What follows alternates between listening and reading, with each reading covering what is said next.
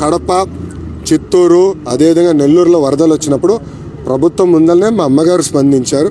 NTR trust తరపున పేద ప్రజలను ఆదుకున్నారు. నిత్యావసర సరుకులు మేము అందజేశాం.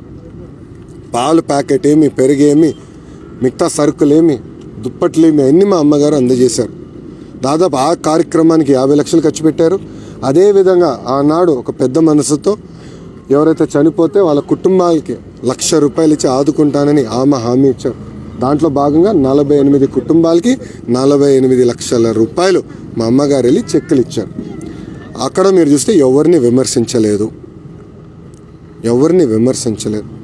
గౌరవం కోరుకునే కుటుంబం మాది. అలాంటిది ఇప్పుడు కూడా సిగ్గు లేకుండా మా అమ్మని విమర్శిస్తారు. మానవత్వం ఉందా మీకు? నేను సూటిగా అడుగుతాను, మానవత్వం ఉందా మీకు? అసలు ఇట్టనే మాడతారా? మీ ఇంట్లో ఉన్న తల్లి పైన ఇట్టనే మాడతారా? మీరు మీ ఇంట్లో మీ భార్య పైన ఇట్టనే మాడతారా? మీ కూతురుల గురించి కూడా ఇట్టనే మాడతారా? నేను అడుగుతున్నా. గౌరవ శాసన సభ్యురాలని అడుగుతున్నాను, మంత్రులను అడుగుతున్నాను. నీ తల్లిని ఇట్టనే మీరు అసలు మీరు మనుషులేనా?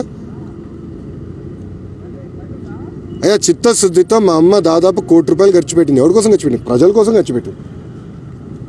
మీ నాయకుడు తిట్లికి 50 లక్షలు, హుదూద్కి 50 లక్షలు ప్రకటించాడు. పైసా ఖర్చు పెట్టలా. ఆయన తిరిగిన బండి కూడా ప్రభుత్వం ఇచ్చిన బండిలో తిరిగినాడు ఆనాడు. ప్రతి చెప్పి తప్పించుకుని తిరిగిన బ్యాచ్ మీరు. ఒక చిత్తశుద్ధితో ప్రజలను ఆదుకోవాలని మా తల్లి వెళ్ళి ఆదుకుంటే మా తల్లి పైన ఆరోపణలు చేస్తారా? అది నిజంగా నాకు బాధేసిందా? అసలు మీరు మనుషులేనా లేదంటే పశువులు అనిపిస్తుంది నిజంగా. ఇట్లనే మీరు మీ తల్లి గురించి ఇట్టనే మాడతారా? మీ భార్య గురించి ఇట్టనే మాడతారా? మీ కూతురు గురించి ఇట్టనే మాడతారని అడుగుతున్నా. సిగ్గుండాలా మీకు? మీరు ఏం చేశారా వరదలు వచ్చినప్పుడు? ఈ 3 జిల్లాల్లో మనం వరదలు వచ్చినప్పుడు ఏం చేశారు మీరు? శాసనసభ్యురాలను అడుగుతున్నా, మీరు ఏం చేశారు? మంత్రులు అడుగుతున్నా, ఏం చేశారు? ప్యాకాట ఆడారు మీరు ఇంట్లో కూర్చుని. బియ్యం అమ్ముకున్నారు బ్లాక్ మార్కెట్లో. మీరా మాట్లాడేది మా తల్లి గురించి? ఓల్దర పెట్టుకోండి. నేను చెప్తున్నా, తీవ్రమైన పరిణామాలు ఉండిపోతున్నాయి. నేను వదిలిపెట్టాను మిమ్మల్ని ఎక్కడున్నా.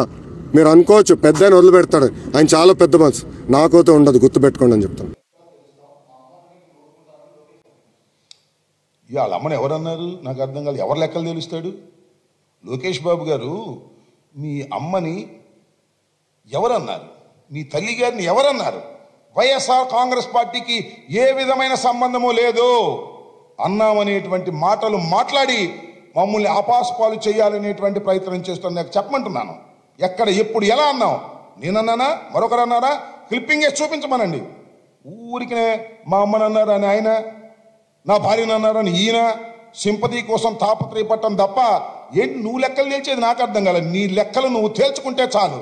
మంగళగిరిలో నీ లెక్కలేంటో తేల్చుకో, ఈ రాష్ట్రంలో నీ లెక్కలేంటో తేల్చుకో, అసలు నీ సైజ్ ఏంటో తేల్చుకో తప్ప రాజకీయంగా అనని మాటలు అన్నట్టుగా చిత్రీకరించి వైఎస్ఆర్ కాంగ్రెస్ మీద పడి సింపతి పొందాలని ప్రయత్నం చేస్తే దానికి ప్రజలేమి ఈల్డ్ కారు. గుర్తుపెట్టుకోమని లోకేష్ బాబు గారికి చెప్పదలుచుకున్నాను.